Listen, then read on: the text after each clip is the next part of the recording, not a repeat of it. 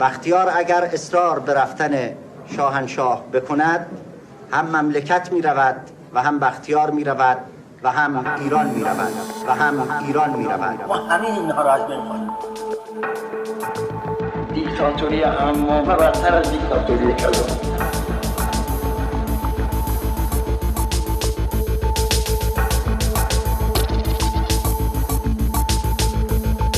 دیکتاتوری عمامه، دیکتاتوری عمامه، آباد چنین بادا، دیکتاتوری عمامه، آباد چنین بادا، دیکتاتوری عمامه.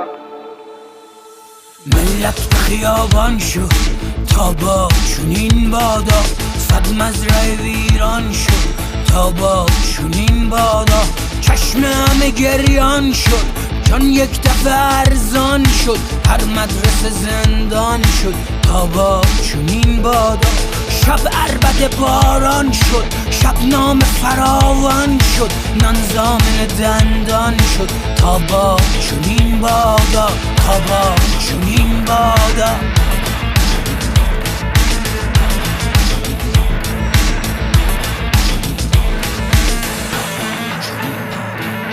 آن مرد ماه آمد از خم به رفاه آمد، تا مالک ایران شد تا با چنین بادا، از راه بعید آمد با ریش سفید آمد، سردسته دزدان شد تا با چنین بادا، تا با چنین بادا.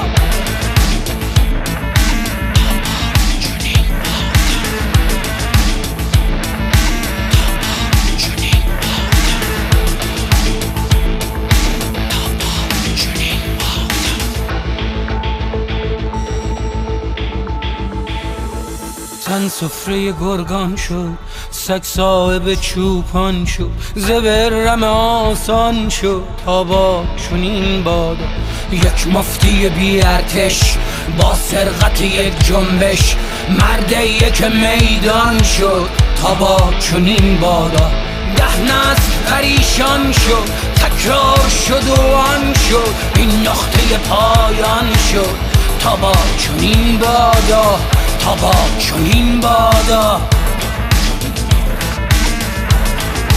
حفظ مملکت و آزادی که شما میگید نیست، باد میدهد این آزادی مملکت را برباد میدهد. بله ما مرتجع هستیم.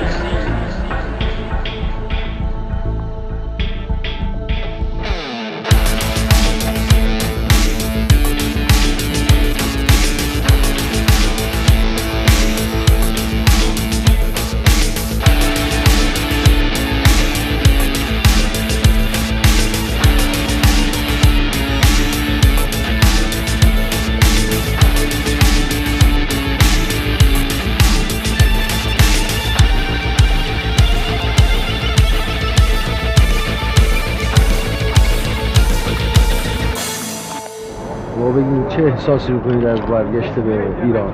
هیچ